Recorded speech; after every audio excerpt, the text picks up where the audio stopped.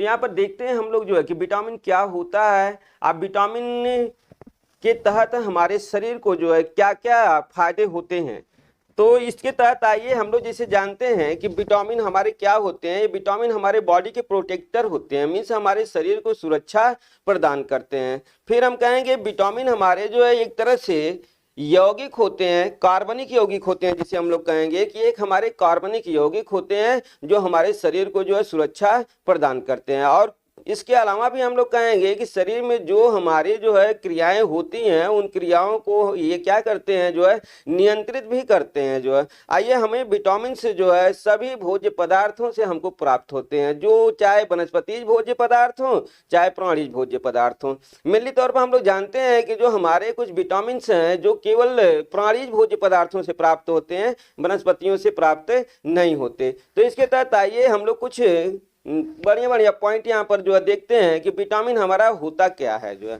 तो हम लोग कहेंगे विटामिन कार्बनिक यौगिक होता है।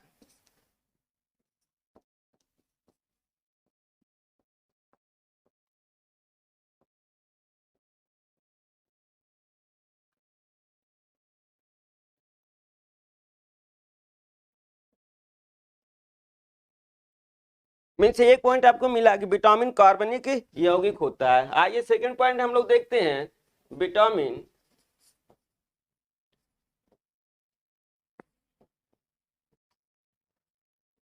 हमारे शरीर को सुरक्षा प्रदान करते हैं, सुरक्षा प्रदान करते हैं। मीन्स हम कहेंगे कि हमारे बॉडी के प्रोटेक्टर होते हैं, बॉडी प्रोटेक्टर।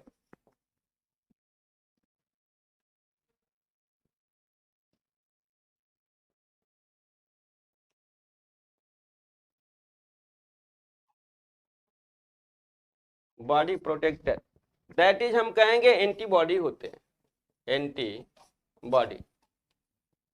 मीन्स हमारे शरीर में ये एंटीबॉडी का कार्य करते हैं जो है। यहाँ पर हम लोग देखेंगे कि ये जो हमारे विटामिन होते हैं ये किससे प्राप्त होते हैं, तो हम कहेंगे वनस्पतिज एवं प्राणिज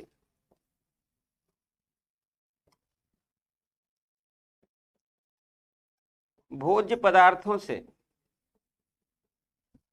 भोज्य पदार्थों से प्राप्त होते हैं।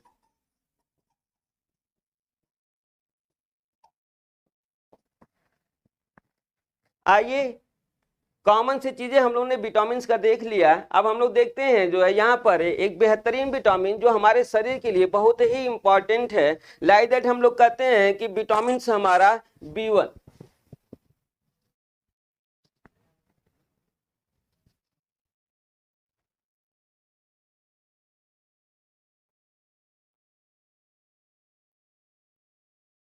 B1 अब क्या इससे हम लोग जो काउंट्स कर सकते हैं कि क्या है ये? नहीं, इससे हम लोग काउंट्स नहीं कर सकते कि ये क्या है।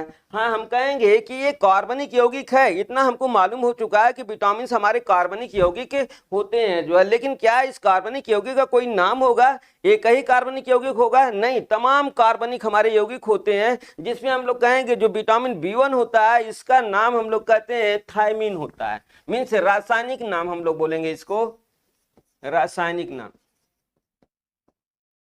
रासायनिक नाम थायमिन। इसका रासायनिक नाम हमारा क्या होगा? थायमिन। अब देखिए, क्या रासायनिक नाम से ही काम चलेगा? नहीं, हम कहेंगे और भी इसके नाम होते हैं। जैसे हम लोग बोलते हैं कि क्रियात्मक नाम जो है, क्रियात्मक नाम, जैसे आप जानते होंगे anti berry, anti berry vitamin, anti berry vitamin. और भी नाम है इसके, जैसे हम लोग कहेंगे एंटी कार्डियो, कार्डियो विटामिन। इसके बाद हम लोग बोलेंगे एंटी न्यूरो विटामिन। मीन्स हम कहेंगे कि ये हमारे एंटी बेरीबेरी के नाम से भी जाने जाते हैं, एंटी कार्डियो विटामिन के नाम से भी जाने जाते हैं, और एंटी न्यूरो विटामिन के नाम से भी जाने जाते हैं। क्यों इन नामों से जाने जाते हैं? हम कहेंगे कि विटामिन B1 मीन्स थायमिन की कमी से बेरी रोग होता है। अब बेरी रोग में हम लोग कहेंगे कार्डियो मीन से हृदय होता है। क्या कहेंगे हम लोग? कार्डियो मीन से हृदय होता है। मीन्स इसकी कमी से, यहाँ पे देखिए लिखा है एंटी कार्डियो विटामिन से, मीन्स हम लोग कहेंगे कि जो हृदय संबंधित हमारी बीमारियां हैं उनको क्या करते हैं? रोकते हैं। फिर हम लोग कहेंगे एंटी न्यूरो मीन्स हम कहेंगे तंत्रिका संबंधित या ब्रेन संबंधित जो बीमारी होती है उनको भी हमारे थायमिन से क्या करते हैं? रोकते हैं। यही नहीं, हम लोग कहेंगे कि एंटी मस्कुलर भी बोलते हैं, एंटी मस्कुलर विटामिन सी इसको बोला जाता है, एंटी मस्कुलर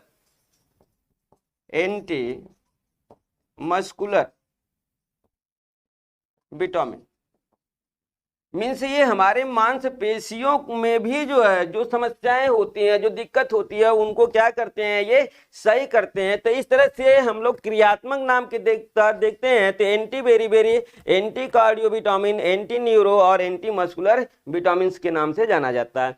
तो आइए हम लोग कहेंगे कि एंटी बेरीबेरी ये हमारा विटामिन से क्या है, या हम कहेंगे बेरी सी कमी से रोग होता है।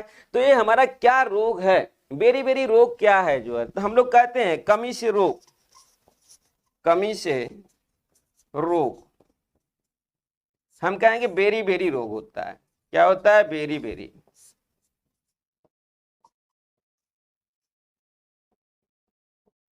अब बेरी मतलब बहुत सारी बीमारियां, हम लोग क्या कहेंगे? बेरी का मतलब बहुत सारी क्या होती हैं? बीमारियां। तो आइए देखते हैं बेरी रोग हमको जो है कहाँ कब होता है और किसको होता है। क्या बच्चों को भी होता है, युवाओं को भी होता है, प्रौढ़ को भी होता है, बुजुर्ग को भी होता है?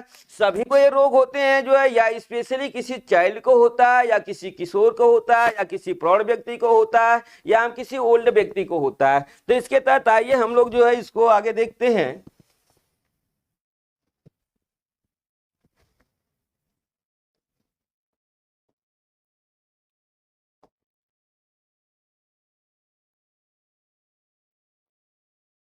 देखिए ये है आपका बेरी रोग। तो इस बेरी रोग को हम कहेंगे जो है कि मेनली 4 बीमारियों संबंधित हम इसको जो है अभी काउंट्स करेंगे, और उसके अंतर्गत तमाम बीमारियां आपके सामने आएगी। जैसे हम लोग कहेंगे बाल बेरी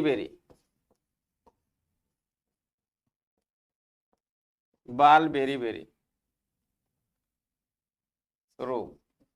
अब देखिए बाल बेरी रोग किसको होगा? हम कहेंगे शिशु में होगा। किसमें होगा? ये शिशु को होगा, शिशु में होगा। हम कहेंगे शिशु का कौन सा अंग प्रभावित होगा इस रोग से? हम इस तरह से आया बाल बेरी रोग मीन्स शिशु में रोग होगा, और इसके तहत हम लोग कहेंगे शिशु का कौन सा अंग प्रभावित होगा? तो जनरली तौर पर हम लोग जानते हैं कि शिशु का जो है इसमें हार्ट प्रभावित होता है। क्या प्रभावित होता है? हार्ट प्रभावित होता है। लेकिन हार्ट ही प्रभावित नहीं होता है, हम लोग कहेंगे हार्ट और जो है हम उसका तंत्रिकाएं मीन्स नर्वस भी तंत्र मीन्स उसका ब्रेन भी प्रभावित होता है। दोनों इससे जो है क्या होते हैं? हम लोग कहेंगे कि इसके जो अंग होंगे, मस्तिष्क होगा, मस्तिष्क एवं हृदय प्रभावित होते हैं, प्रभावित होते हैं।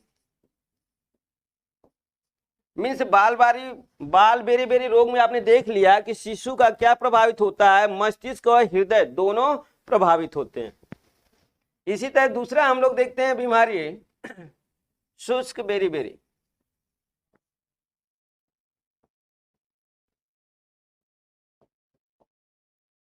शुष्क बेरी।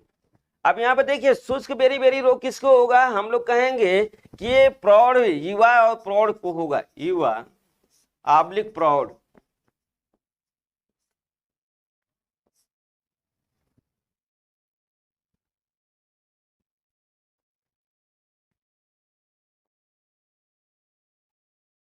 युवा और प्रौढ़ को होगा। अब हम कहेंगे कि युवा और प्रौढ़ का कौन सा अंग प्रभावित होगा जो है? मीन्स यहां पर हम देखें तो युवा का मस्तिष्क और मांसपेशियां प्रभावित होती हैं। प्रभावित होती हैं।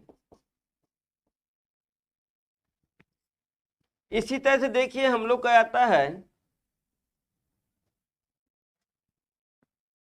आर्द्र, आर्द्र बेरी बेरी, आर्द्र बेरी बेरी रोग। अब देखिए आर्द्र बेरी बेरी किसको होगा, हम कहेंगे ये भी रोग हमारा जो है युवा और प्रौढ़ को होगा, युवा आब्लिक प्रौढ़। इसका कौन सा अंग प्रभावित होगा, हम कहेंगे इसका हृदय प्रभावित होगा, हृदय प्रभावित होगा।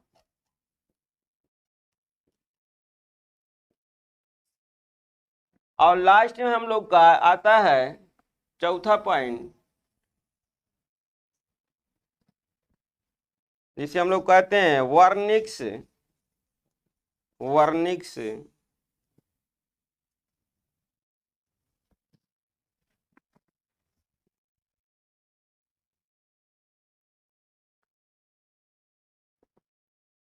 Wernicke's Korsakoff's syndrome.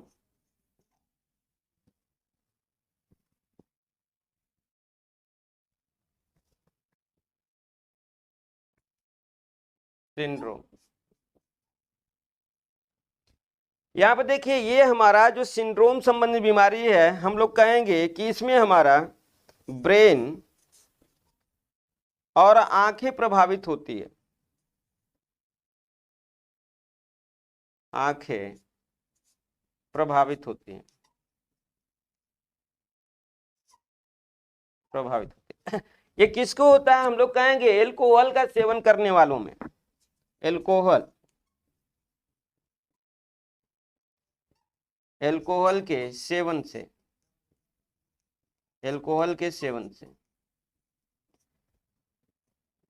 तो इस तरह से आपके सामने जो है बेरी बेरी रोग आपको डिफाइन हो गया कि ये मेनली हमारा जो है किसी एक में नहीं होता, एक तरह की बीमारी भी इससे नहीं होती। हम लोग कहेंगे कि इसमें हृदय प्रभावित होता है, मांसपेशियां प्रभावित होती हैं, इसके बाद लीवर भी कुछ हद तक प्रभावित होता है। इसके बाद हम लोग कहेंगे कि यहाँ पर ये जो बाल बेरी बेरी रोग है जो है, और हमारे जो शुष्क बेरी बेरी रोग हैं, इनमें क्या अंतर है, सब में जो है ये जो करेक्टर होंगे इनके हम लोग कहेंगे डिफरेंट होंगे। जैसे हम लोग कहेंगे बाल बेरी बेरी रोग जो है ये शिशुओं में होता है, तो हम लोग कहेंगे शिशुओं का हार्ट बीट और हम क्या बोलेंगे जो है मस्तिष्क उसका, ये सभी जो है प्रभावित होते हैं जो है। तो कैसे हम लोग जानेंगे जो है कि बालों को बाल बेरी बेरी रोग हो गया है जो है। तो इसके तहत आइए हम लोग बाल बेरी बेरी रोग को देखते हैं, एक एक करके हम लोग सभी बीमारी को देखते हैं। इसके तहत हम अपने दैनिक जीवन में जो है आने वाली समस्याओं का जो है निजात पा सकते हैं। जो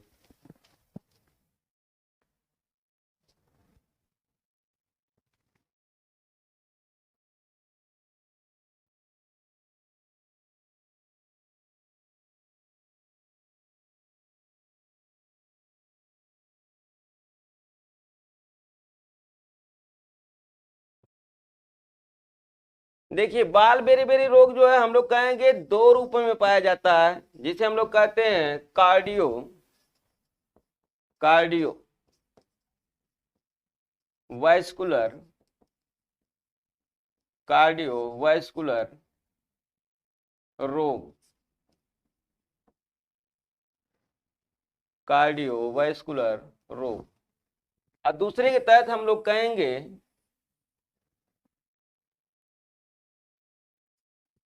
न्यूरोटिक, न्यूरोटिक रोग। ये देखिए मस्तिष्क संबंधित रोग है, ये मस्तिष्क संबंधित रोग है। ऐसे हम लोग कहेंगे हृदय संबंधित रोग है,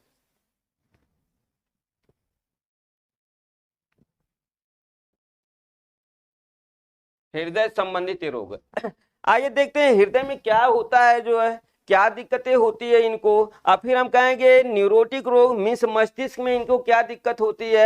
हम कहेंगे कि जहां पर यहाँ कार्डियोवास्कुलर रोग और न्यूरोटिक रोग जो है एक कॉमन वर्ड पकड़ते हैं जो है कि इसमें शरीर जो है सूख जाती है और इसमें शरीर फूल जाती है। जो है क्या कहेंगे, इसमें शरीर सूख जाती है। क्या लक्षण है इसके, शरीर सूख जाती है, शरीर सूख जाती है, सूख जाती है।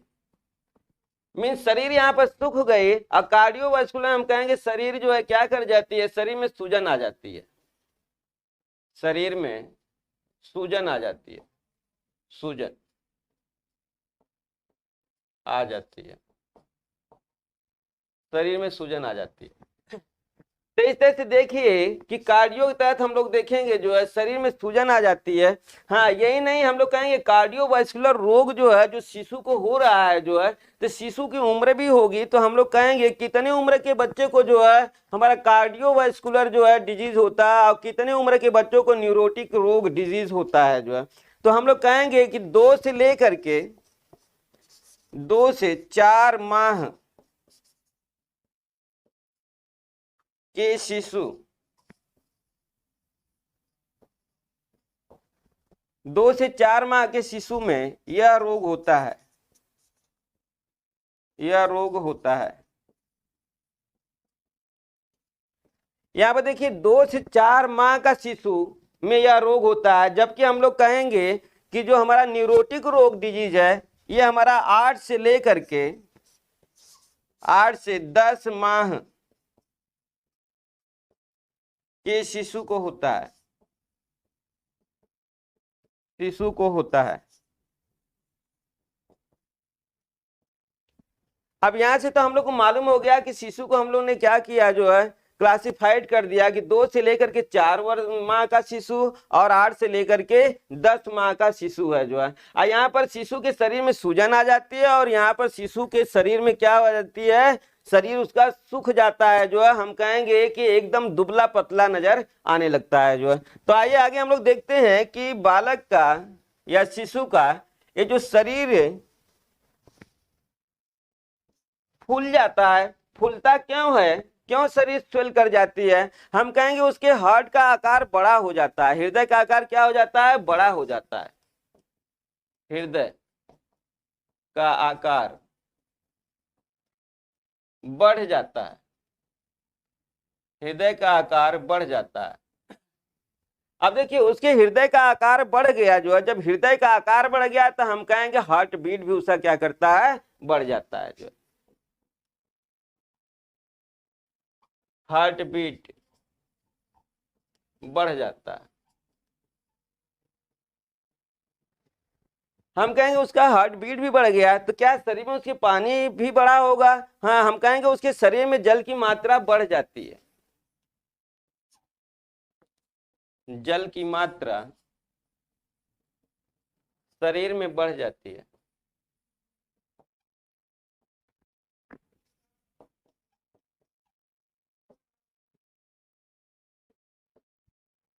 इसके अतिरिक्त भी हम लोग देखेंगे कि इसमें जो है और तमाम लक्षण आते हैं जो है, जैसे हम लोग कहेंगे जो है कि बालक में क्या होगा जो है, बालक के जो जो शरीर है जो है वो अच्छे से कार्य नहीं कर रही है, मीन्स हम कहेंगे हृदय प्रभावित होता है जो है। ये हृदय के साथ साथ हम लोग बोलेंगे कि लीवर भी प्रभावित होता है, लीवर प्रभावित होता है, लीवर प्रभावित होता है।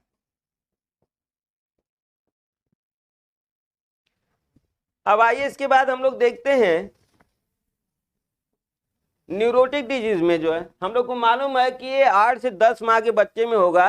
ये लाइक दैट है, हम लोग कहेंगे रिकेट्स जो है, जैसे हम लोग जानते हैं रिकेट्स में क्या होता है, शरीर एकदम जो है सूख जाती है जो है, तो यहाँ पर हम कहेंगे कि ये सूखा रोग के समान होता है। क्या कहेंगे, सूखा रोग, सूखा रोग के समान होता है, सूखा रोग के समान होता है। अब देखिए जब शरीर उसकी सूख गई जो है तो हम क्या कहेंगे, तंत्रिकाएं इसकी क्या करेंगे जो है अच्छे से कार्य नहीं करेंगे जो है। बालक ज्यादातर क्या करेगा जो है, हमेशा नींद में ही समझ में आएगा कि नींद में है, अब प्लस कोई भी जो है चीज अगर बोलना चाह रहा है तो बोल भी नहीं पाता है। हम कहेंगे जो है कि शरीर उसकी इतनी दुर्बल हो चली है कि उसकी पूरी चंचलता, उसके शरीर में जो चमक है जो है, ये सभी उसकी क्या हो जाती हैं, गायब हो जाती हैं। मीन्स हम कहेंगे कि मानसिक विकार उसमें आ जाता है। क्या कहेंगे, मानसिक विकार, मानसिक विकार। आ जाता है।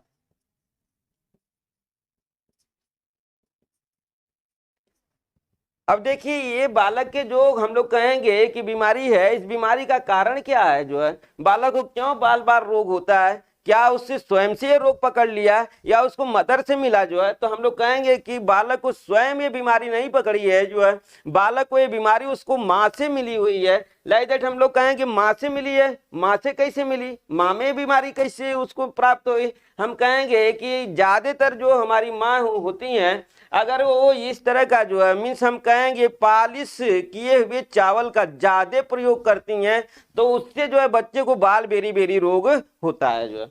आइए हम लोग इसका देखते हैं कारण।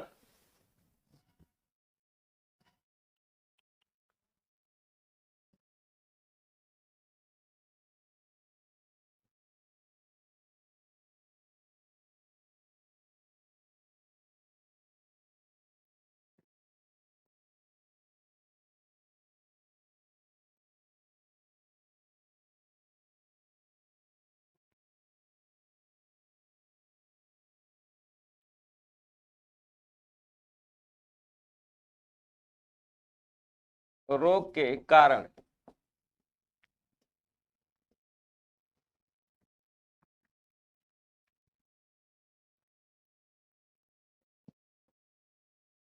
माँ द्वारा, माँ द्वारा पालिश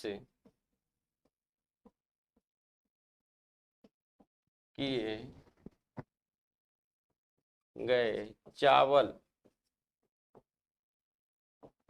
के अधिक उपयोग के कारण, अधिक उपयोग के कारण यह रोग होता है, यह रोग होता है। देखिए पालिश किए हुए चावल क्या खाने से, जो है माँ के पालिश किए हुए चावल खाने के जो है ज्यादा खाने से जो है बालक में जो है हमारा बाल बेरी बेरी रोग होता है। आइए अब अगला हम लोग देखते हैं जो है शुष्क बेरी बेरी रोग।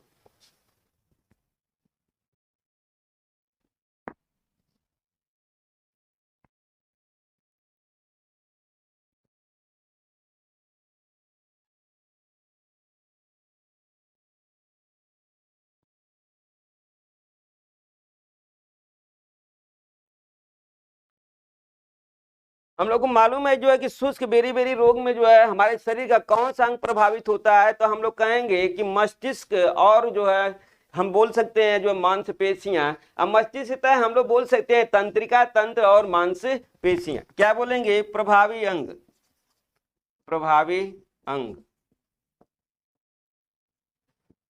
तंत्रिका तंत्र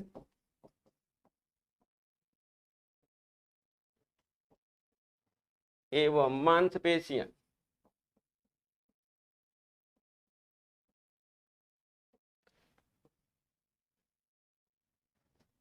तंत्रिका तंत्र और मांसपेशियां ये प्रभावी अंग है जो है शुष्क बेरी बेरी रोग के।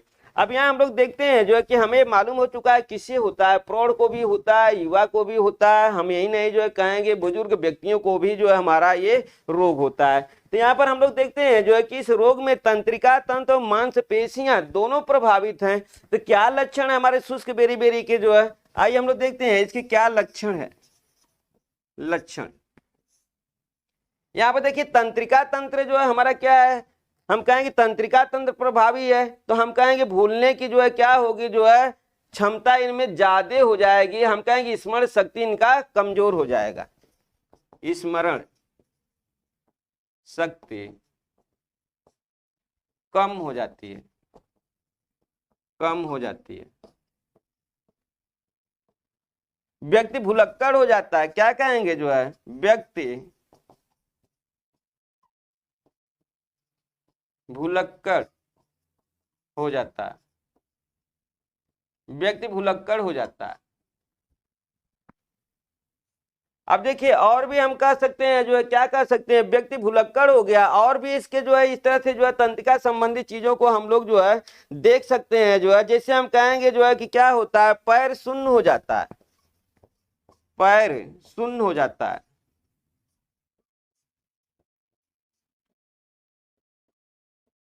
पैर शून्य हो जाता है। यही नहीं, सबसे ज्यादा समस्या यहां से आती है जो है कि घुटने में सुई के चुभन जैसा क्या होता है, दर्द होता है घुटने में,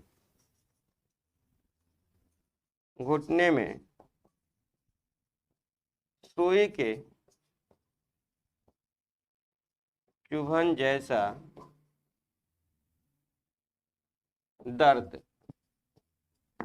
अब देखिए ये सबसे ज्यादा बीमारी किसमें आती है, हम लोग कहेंगे जो कि बुजुर्ग व्यक्तियों में ये बीमारी ज्यादातर जो है पाई जाती है।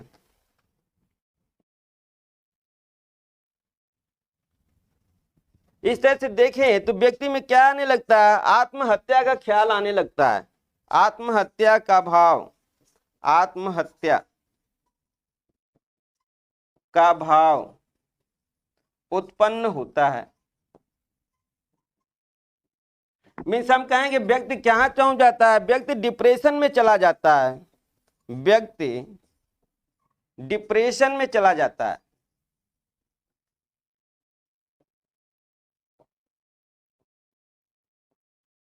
व्यक्ति डिप्रेशन में चला जाता है। इस तरह से हमारा जो है शुष्क बेरी बेरी रोग आप जो है समझ गए होंगे। इसके बाद हम लोग आते हैं अपना जो है आर्द्र बेरी बेरी रोग, आर्द्र बेरी बेरी रोग। अब देखिए ये किसे होता है, हम लोग कहेंगे जो हार्ड वर्कर होते हैं, हार्ड वर्करों में जो है ये रोग पाया जाता है। हम लोग कहेंगे हार्ड वर्कर में, हार्ड वर्कर में यह रोग पाया जाता है। हार्ड वर्कर में यह रोग पाया जाता है। मीन्स अधिक कार्य करने वाले व्यक्तियों में जो है यह रोग पाया जाता है। उनका शरीर कैसा होता है, हम लोग कहेंगे उनके शरीर में पानी की अधिकता हो जाती है और शरीर उनकी जो है क्या करती है, फूल जाती है। मीन्स उनके शरीर में सूजन आ जाती है, शरीर में सूजन आ जाती है, सूजन आ जाती है। अतः उनके शरीर में, उनके शरीर में H2O की मात्रा बढ़ जाती है, जल की मात्रा बढ़ जाती है। अब देखिए उनके शरीर में जो है जल की मात्रा बढ़ गई, जो है हम कहेंगे कि ब्लड प्रेशर भी बढ़ गया। मीन्स जल बढ़ने से हम कहेंगे कि इनका बीपी भी बढ़ गया, बीपी बढ़ जाता है, बढ़ जाता है। जब बीपी बढ़ गया तो हम लोग कहेंगे हार्ट बीट भी बढ़ गया, हार्ट बीट, हार्ट बीट भी बढ़ जाता है।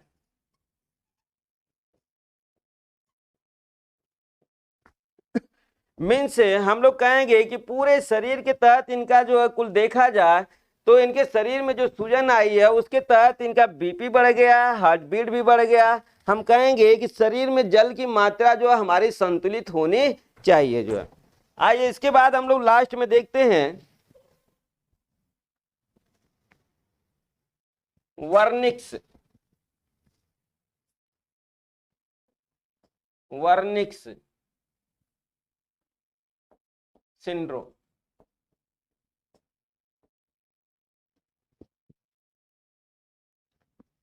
हम लोग को मालूम है एल्कोहल पीने वाले व्यक्तियों में यह बीमारी होती है,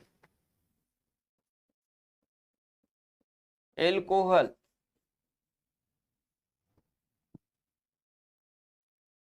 पीने वाले व्यक्तियों में,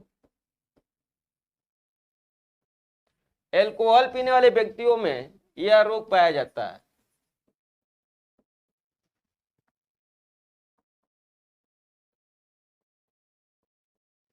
प्रभावी अंग कौन से होते हैं ये भी हम लोग को मालूम है। प्रभावी अंग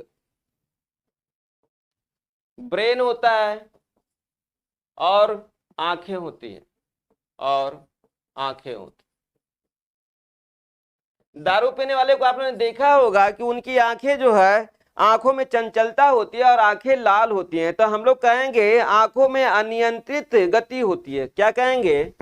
आंखों में अनियंत्रित गति, आंखों में अनियंत्रित गति होती है।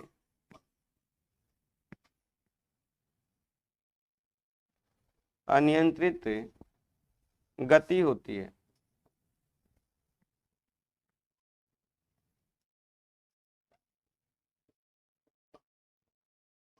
और आंखें लाल हो जाती हैं और आंखें लाल हो जाती हैं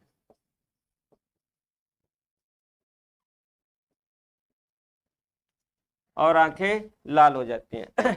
और हम लोग बोलेंगे जो है कि आंख का पैरालिसिस भी बोलते हैं, जैसे आंखों का टेपर हो जाना जो है, ठीक। तो हम लोग कहेंगे जो है कि यहाँ पर आंख पैरालिसिस हो जाती है, आंखों में पैरालिसिस हो जाता है, आंखों में पैरालिसिस,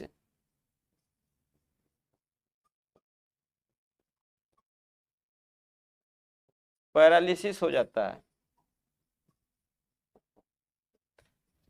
अब देखिए यहाँ पर हम लोग कहेंगे एल्कोहल पीने वाले व्यक्तियों में आंख तो सबसे ज्यादा प्रभावित हुई ही हुई। इसके अलावा भी हम लोग कहेंगे क्या प्रभावित होता है, जो है हम कहेंगे कि व्यक्ति मस्तिष्क संबंधी देखा जाए तो स्मरण शक्ति कम हो जाती है। व्यक्ति हम कहेंगे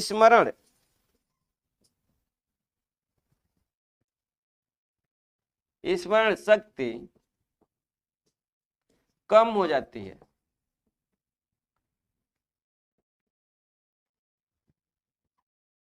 स्मरण शक्ति कम हो जाती है, व्यक्ति भुलक्कड़ हो जाता है,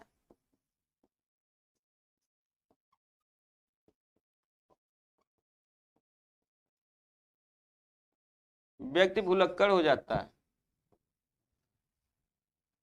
अब देखिए और भी हम लोग कह सकते हैं, मीन्स ब्रेन संबंधित जो है आदमी को हम लोग कहेंगे आदमी डिप्रेशन में भी जा सकता है जो है। और यही नहीं, हम कहेंगे जो है कि उसका जो कन्फ्यूजन है वो बढ़ जाता है, जो है कन्फ्यूज्ड रहने लगता है, कन्फ्यूज्ड रहने लगता है।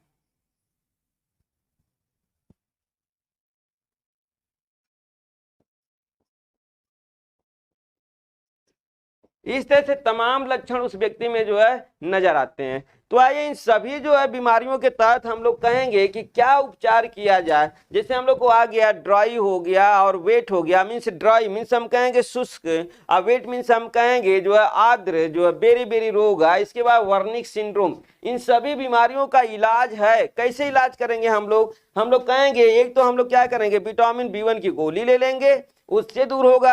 हम कहेंगे कि विटामिन B1 की जो गोली है वो हमारे कितने mg की होनी चाहिए, जो है तो उपचार के तहत हम लोग कहेंगे कि वो 10 मिलीग्राम की होनी चाहिए। या 10 मिलीग्राम की जो है हम लोग क्या करेंगे, थायमीन की जो है थायमीन विटामिन की गोली जो है पर डे हम लोग यूज करेंगे। या लगभग 10 दिन यूज करने के बाद जो है हम लोग देखेंगे बहुत अच्छा रिस्पांस मिलता है। इसके अलावा भी हम कहेंगे कि अगर हम लोग थायमीन की गोली नहीं लेते हैं तो हम लोग क्या करेंगे, अपने भोज्य पदार्थों में सुधार लाएंगे। मीन्स हम कहेंगे जो हमारे भोज्य पदार्थ हैं जो है अगर उनका हम अच्छे से जो है प्रयोग करें, अच्छे से सेवन करें, तो ये सभी हमारे जो बेरी बेरी रोग हैं ये रोग हमारे दूर हो सकते हैं। तो लाइक दैट आइए हम लोग देखते हैं जो है कि थायमीन के क्या स्रोत हैं, मीन्स कौन से हमारे भोज्य पदार्थ हैं जिसमें जो है हमारे विटामिन B1 पाए जाते हैं, जो है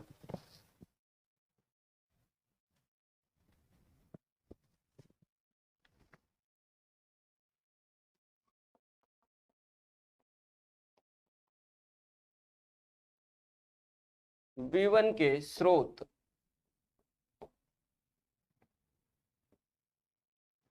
अब देखिए हम कहेंगे कि सबसे अधिक हमारा थायमीन जो है किसमें पाया जाता है, हम लोग कहेंगे ईस्ट में पाया जाता है। सबसे अधिक थायमीन, सबसे अधिक थायमीन ईस्ट में पाया जाता है, ईस्ट में पाया जाता है। इसके बाद हम लोग कहेंगे बिना पॉलिश किया हुआ चावल, बिना पॉलिश किया हुआ चावल। तो आइए इस तरह से हम लोग क्या करते हैं, एक ऑर्डर ले लेते हैं, एक क्रम ले लेते हैं कि सबसे अधिक थायमीन हमारे किस भोज्य पदार्थ में पाई जाती है और सबसे कम हमारा थायमीन किस भोज्य पदार्थ में पाया जाता है। हमारे एलटी में जो है और नेट में एक क्वेश्चन जो है इससे श्योर होता है, जो है जिसको हम लोग को ऑर्डर क्रम में लगाना होता है। हमारे पास कई पोषक जो है भोज्य पदार्थ होते हैं जिनको हम लोग को जो है एक बढ़ते हुए क्रम में या एक घटते हुए क्रम में लेना पड़ता है जो है। आइए इसके तहत हम लोग देखते हैं जो है कि थायमीन का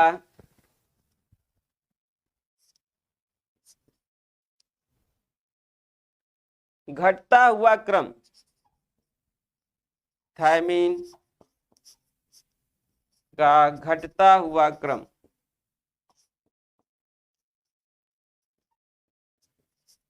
थायमीन का घटता हुआ क्रम।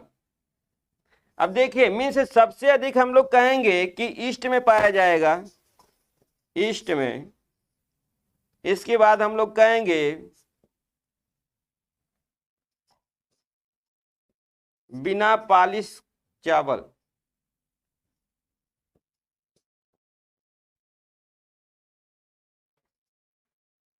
चावल, गेहूं की मिंगी,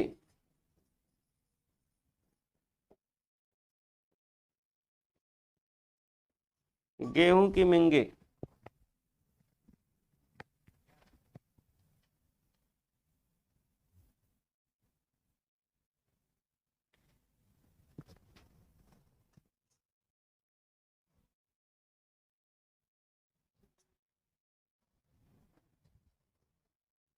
तिल,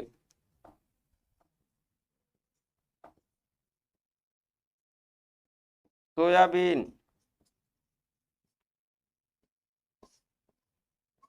तिल, सोयाबीन, मांस, मछली, अंडा आदि। और औषधि के रूप में अगर हम लोग लेते हैं तो हम लोग कहेंगे प्रतिदिन, प्रतिदिन 10 मिलीग्राम की विटामिन B1 की गोली। इस तरह से आपके सामने जो है हमने विटामिन B1 मीन्स थायमीन का पूरा जो है आए हुए क्वेश्चन और आने वाले संभावित क्वेश्चनों को हमने अपने इस लेक्चर में आपको दिखाया है। अगर आप इसे अच्छे से जो है कंटेस्ट करते हैं तो आपका अगर विटामिन थायमीन के तहत अगर क्वेश्चन आता है तो वो क्वेश्चन आपका इसी से आएगा और इससे बाहर आज तक क्वेश्चन बने नहीं है। आज जो क्वेश्चन बनने की संभावना है वो इसी में से है, क्योंकि इसके अलावा इस थायमीन में और कुछ है भी नहीं।